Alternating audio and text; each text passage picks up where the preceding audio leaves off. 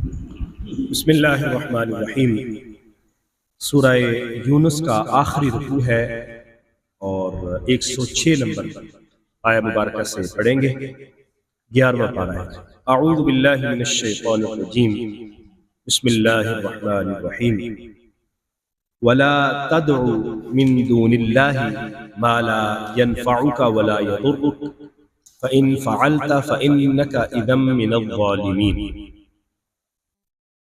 اختتام ہو رہا ہے سورہ یونس، اور اب یوں سمجھیں کہ جو تعلیمات مبارکہ اس صورت میں بیان کی گئی اس کو اب کنکلوڈ کیا جا رہا ہے، اور ان ساری باتوں کا مقصد اور مدعا بیان کیا جا رہا ہے، اور وہ یہ ہے کہ ہمیں اللہ تبارک و تعالیٰ کا صحیح معنوں میں فرما بردار بندہ بننا چاہیے، اپنے معاملات اللہ کے سپرد کرنے چاہیے، اسی کے حضور اپنی عبادت پیش کرنی چاہیے، سجدہ ریزی اللہ تبارک و تعالیٰ کے حضور، تمام معاملات اللہ کی بارگاہ میں، اور اللہ تبارک و تعالیٰ جل مجدہ کو ہر طرح کی پریشانیوں میں، ہر طرح کی مشکلات میں، مصیبتوں میں اس کے حضور گزارش کی جائے اور اس سے تمام معاملات کی آسانی کی دعا کی جائے۔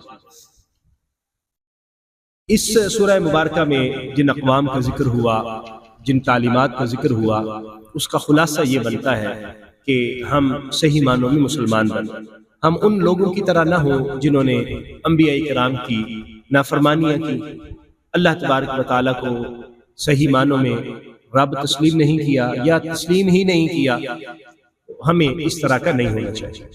اس لیے کل کی آیہ مبارکہ کا جو آخری حصہ، آخری آیہ مبارکہ ہم نے پڑھی تھی، اس میں بھی یہی فرمایا گیا کہ ہر طرف سے کٹ کے، یعنی اپنے عقیدے کو درست کیجئے اور ہر طرف سے کٹ کے، شرک سے، بت پرستی سے اور اس طرح کی ہر علائشوں سے دور ہو کے اللہ تبارک و تعالیٰ کی بندگی کیجئے اور اپنے آپ کو اللہ کے حضور جھکایا جائے۔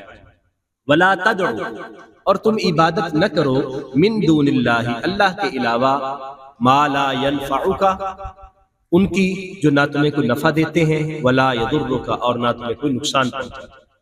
یعنی جن بتوں کو تم سمجھتے ہو کہ یہ ہمارے رب ہیں، ہمارے خدا ہیں اور ہمارے نفع و نقصان کے مالک ہیں، تو اللہ کے مقابلے میں تو کوئی بھی نفع و نقصان کا مالک نہیں ہے۔ اللہ تبارک و تعالیٰ کے شریک تم نے ٹھہرائے ہیں، اللہ تبارک و تعالیٰ کی یعنی بارگاہ کے مقابل تم لے کے آئے ہو، تو یہ قطعاً قابل قبول نہیں ہے۔ اللہ وحدہ لا شریک ہے، اس کی ذات میں کوئی شریک نہیں ہے، تو حقیقی نفع اور نقصان کا مالک بھی وہی ہے، اور اللہ تبارک و تعالیٰ ہی تمام معاملات کا مرکز اور محور اور منبع ہے، اس کے علاوہ کسی کی عبادت نہیں ہے، اور نہ ہی کسی طرح کی کسی کی عبادت کسی کے لیے جائز ہے اور نہ کبھی جائز رہی ہے۔ فَإِن فَعَلْتَ، اور اگر تم نے ایسا کیا، فَإِنَّكَ إِذًا مِّنَ الظَّالِمِينَ، اے مخاطب سننے والے، اگر تم نے ایسا کیا تو پھر تم ظالموں میں سے ہو جاؤ۔ قرآن مجید کے اندر جتنے ظلم کے احوال اور معاملات بیان کیے گئے، جتنی ظلم کی چیزیں بیان کی، ان میں سے سب سے بڑا جو ظلم بیان کیا وہ شرک کو بیان کیا گیا۔ ان الشرک لظلم عظیم، شرک کو بہت بڑا ظلم کہا گیا ہے، اور اللہ تبارک و تعالیٰ نے بارہا یہ ارشاد فرمایا کہ یہ اللہ کو قابل قبول نہیں ہے۔ اعمال کی کوتاہی ممکن ہے کہ اللہ معاف فرما دے، لیکن شرک اللہ تعالیٰ کو قبول نہیں ہے، اور کسی بھی طرح اللہ تبارک و تعالیٰ اس کو معاف نہیں فرمائے گا، اور فرمایا ان اللہ لا یغفر ان یشرک بہ، اللہ تعالیٰ شرک کو معاف نہیں کرے گا۔ اس کے علاوہ جو گناہ ہوگا اللہ چاہے تو معاف فرما دے، لیکن شرک بالکل معاف نہیں کرے گا، وہ کنفرم کرے گا۔ سو پھر ہمیں توحید کو موحد بن کر اللہ تعالیٰ کی توحید کو مضبوطی سے تھامنا چاہیے۔ وَإِن يَمْسَسْكَ اللَّهُ، اور اگر اللہ تبارک و تعالیٰ تمہیں کو پہنچائے بِضُرٍ، کوئی تکلیف، اگر اللہ کوئی تکلیف تمہیں پہنچائے، فَلَا كَاشِفَ لَهُ إِلَّا هُوَ، تو کوئی اس تکلیف کو دور نہیں کر سکتا سوائے اس کے۔ اللہ تبارک و تعالیٰ ہی تکلیف کو دور کر سکتا ہے، اللہ کے علاوہ کوئی اور تکلیف دور نہیں کر سکتا۔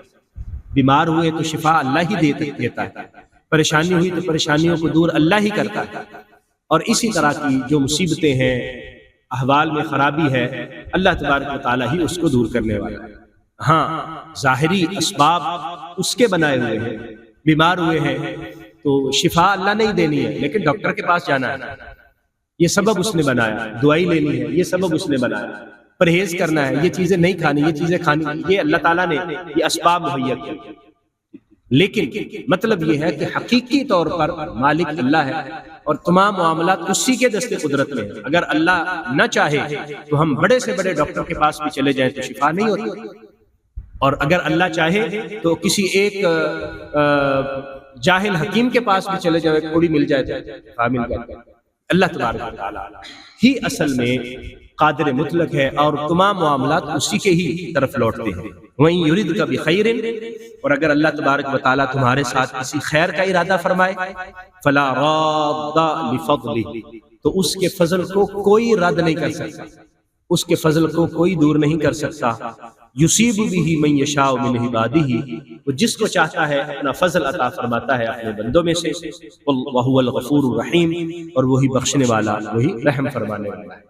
سو ہمیں اپنے اس عقیدہ کو درست کرنا ہے۔ قرآن مجید کی مختلف آیات میں اس عقیدے کی مضبوطی کے بار بار بتایا گیا، عقیدہ توحید کی مضبوطی کے متعلق بار بار بتایا گیا۔ نبی کریم صلی اللہ علیہ وآلہ وسلم نے اپنی روایات میں، اپنی احادیث میں بار بار بتایا۔ ایک حدیث مبارکہ میں ہے کہ اگر پوری دنیا تمہارے نقصان کے لیے جمع ہو جائے اور اللہ تبارک و تعالیٰ کا ارادہ تمہیں نقصان پہنچانے کا نہ ہو تو کائنات ساری مل بھی جائے تو تمہیں نقصان نہیں پہنچا سکتا۔ اسی طرح اگر دنیا والے تمہیں فائدہ پہنچانے کی کوشش کریں اور اللہ کا ارادہ فائدہ کا نہ ہو تو تمہیں کوئی فائدہ نہیں پہنچا سکتا۔ تو مسئلہ یہ ہوا کہ تمام امور تو اللہ کے سپرد ہے نا، تو پھر ہمیں بھی اللہ تبارک و تعالیٰ کو ہی قادر مطلق سمجھتے ہوئے، یکتا و تنہا سمجھتے ہوئے، اسی کو ہی اپنا معبود حقیقی جاننا چاہیے اور تمام معاملات اسی کے سپرد کرنے چاہیے، اسی سے گزارش کرنی چاہیے کہ وہ ہمارے معاملات کو درست فرمائے۔ قل یا ایھا الناس، محبوب فرما دیجیے اے لوگو، قد جاءہم الحق من ربکم، تمہارے رب کی طرف سے حق آ گیا۔ یعنی یہ جو آیات مبارکہ ہم نے پڑھی، یہ جو بار بار ہم سمجھ رہے ہیں، بار بار ہمیں بتایا جا رہا ہے، اللہ کا حق ہے، اللہ کی طرف سے سچا پیغام ہے، ہم تک پہنچ گیا۔ فمن اہتدی، جو ہدایت پر رہا، فانما یہتدی لنفسی، تو وہ اپنے لیے ہدایت پر رہے، اپنے فائدے کے لیے اس کو ہدایت ملی۔ اگر ہم ان چیزوں کو اپنا لیں، اللہ کی ان تعلیمات کو اپنے سینے سے لگائیں اور اللہ کی ان تعلیمات پر عمل پیرا ہوں، فائدہ ہمیں ہوگا۔ یہ راہ ہدایت اگر ہم اختیار کریں گے تو راہ ہدایت کا فائدہ ہمیں ہے، اور اگر نہیں کریں گے تو نقصان بھی ہمیں ہے، اللہ تبارک و تعالیٰ کے لیے نہیں ہے۔ وہ بے نیاز ذات ہے، وہ اللہ الصمد ہے۔ ہماری عبادت کرنے سے اس کے کارخانہ قدرت میں کوئی اضافہ نہیں ہوتا، اور ہمارے عبادت نہ کرنے سے یا اللہ کو نہ ماننے سے اس کے کارخانہ قدرت میں کوئی کمی نہیں آتی۔ اگر ہم سیدھے راستے پر رہیں گے تو فائدہ ہمیں ہے، ہٹیں گے تو نقصان بھی ہمیں ہے۔ ومن ضل فانما یضل علیہا، اور جو گمراہ ہو گیا تو بس گمراہی کا نقصان بھی اسی کو ہوگا، گمراہی کا وبال بھی اسی پر ہوگا۔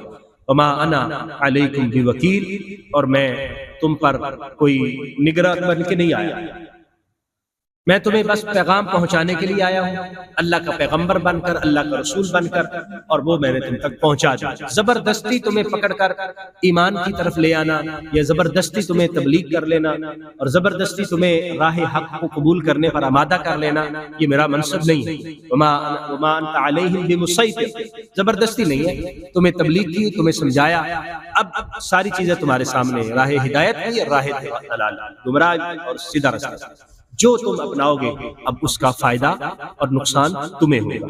واتبع ما یوحی الیک، اے محبوب آپ کی طرف جو وحی کی جاتی ہے آپ اس کی اتباع کیجیے۔ واصبر، اور صبر کیجیے، حتی یحکم اللہ، حتیٰ کہ اللہ تعالیٰ فیصلہ فرمائے۔ وہو خیر الحاکمین، اور وہی بہترین فیصلہ فرمانے والا ہے۔ آپ ان کو تبلیغ کرتے ہیں، یہ بدلے میں شکر گزار ہونے کی بجائے نقصان پہنچاتے ہیں، تنگ کرتے ہیں، پریشان کرتے ہیں، آپ کو آوازیں کستے ہیں، آپ کو طرح طرح کے برے القاب سے یاد کرتے ہیں۔ آپ پریشان نہ ہوں، آپ بس ان کو پیغام پہنچا دیں اور حوصلہ اور صبر کریں، اور جو اللہ تبارک و تعالیٰ نے آپ کو بتایا بس آپ اسی کو فالو کرتے رہیں۔ اللہ تعالیٰ آپ کا حامی و ناصر ہوگا، اور اللہ تبارک و تعالیٰ ہی آپ کا اور ان کے معاملات سے متعلق بہترین فیصلہ فرمائے۔ تو یہ سورہ یونس کا اختتامیہ ہے۔ اختتام میں ہمیں گویا کہ جو مغز ہے دینی تعلیمات کا وہ بتا دیا گیا ہے۔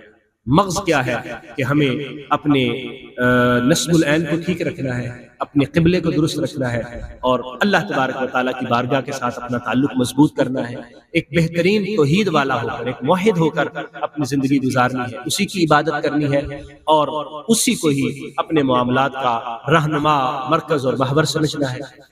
اور اگر کہیں پریشانی آئے تو اللہ ہی اس پریشانی کو دور کرے گا، مصیبت آئے تو اللہ ہی اس مصیبت کو دور کرے گا۔ یہ عقیدہ، یہ نظریہ ہمارے بنیادی عقائد و نظریات میں سے ہے۔ کہیں مشکل پریشانی ہو، اللہ کے حضور جھک جائیں، اس کے حضور اپنی سر نیاز، اپنی پیشانی نیاز خم کر دیں، وہ اپنا کرم فرمائے گا اور ہماری مشکلات کو آسان فرما دے گا۔ اور اللہ کے رستے کا پیغام بھی پہنچاتے رہے، اللہ کے رستے کی دعوت بھی دیتے رہے۔ اگر کہیں پریشانی ہو تو وہ بھی اللہ کے سپرد کر دیں، وہ بھی اللہ تبارک و تعالیٰ ہی درست فرمائے گا اور معاملات ٹھیک فرما دے گا۔ اللہ تعالیٰ ہمیں عمل کی توفیق عطا فرمائے، آمین۔ آخر دعوانا ان الحمد للہ رب العالمین۔